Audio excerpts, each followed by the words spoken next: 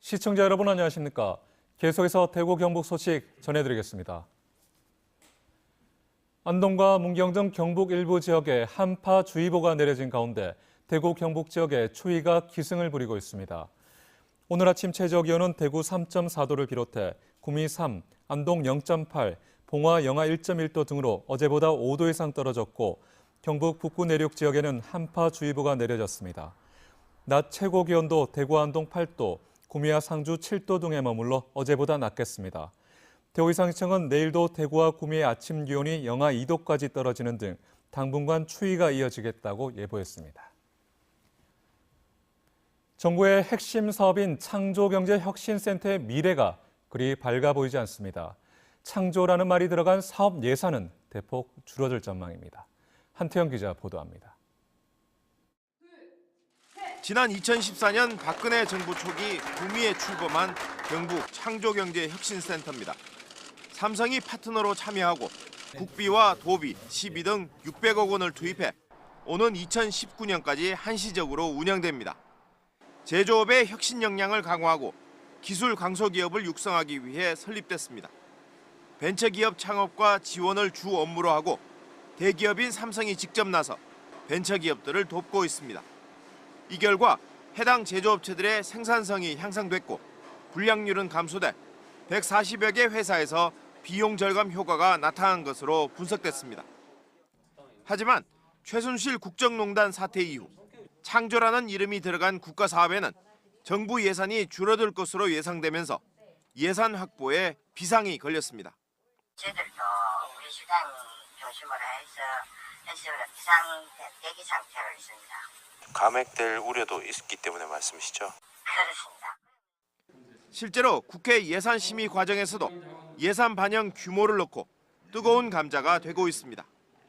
지금 창조경제혁신센터는 지금 여야 간의 첨예한 의견 대립으로 지금 절로 넘어갔습니다. 그 보류로 넘어갔는데 그거는 또 간세간에 여야 간세간에 이제 다시 그 부분이 쟁점 사항이 될 것 같습니다. 전국적으로도 내년도 지역 창조경제혁신센터 구축과 지역 특화사업 활성화에 국비 200억 원이 삭감될 것으로 예상되면서 경북 창조경제혁신센터의 운영에도 적지 않은 타격이 예상됩니다. MBC 뉴스 한태현입니다. 대구 경북지방중소기업청은 혁신도시 전 공공기관 합동 구매 상담회를 오늘 한국산업기술평가관리원 대강당에서 엽니다. 올해로 3회째를 맞는 구매 상담회에는 한국가스공사, 한국감정원, 대한법률구조공단 등 대구와 김천 혁신도시에 입주한 11개 공공기관이 참여해 지역의 여성기업, 장애인기업, 사회적 기업 등 74개 중소기업과 구매 상담을 진행할 예정입니다. 대구미술관은 대학 수학능력시험을 치른 수험생들을 대상으로 굿바이 수능 행사를 다음 달 31일까지 진행합니다. 대구미술관은 수험표와 학생증을 가져오는 수험생들에게 입장료를 할인해주고 선착순으로 전시 포스터와 엽서 등의 기념품을 나눠주기로 했습니다. 대구미술관은 매주 월요일을 빼고 오전 10시부터 오후 6시까지 운영하며 오후 2시와 4시 두 차례 도슨트의 설명이 있습니다. 제14회 대구 자원봉사대상 수상자가 선정됐습니다. 대상에는 사고로 신체 장애를 입고도 16년째 자율방범대와 교통봉사대, 임의용 봉사 등을 실천해오고 있는 대구시 신기동 55살 강문도 씨가 선정됐습니다. 본상은 서변동 61살 서봉현 씨와 월성동 70살 장태견 씨가 받게 됐습니다.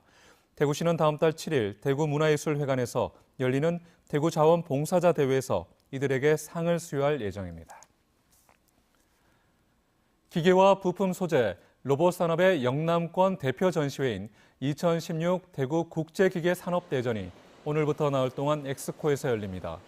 이번 전시회는 대구 국제자동화기기전과 국제부품소재산업전, 대구 국제로봇산업전 등 3개의 전시가 동시에 열리는 것으로 통합 개최 첫 해인 2012년보다 부스가 30% 정도 늘어나 360여 개사, 900여 부스 규모로 열립니다. 특히 오늘부터 이틀 동안은 대구 경북 지역 중견기업 10개사와 국내외 바이어들과의 구매 상담회가 열려 역대 최대 성과가 기대됩니다. 시청해주신 여러분 고맙습니다.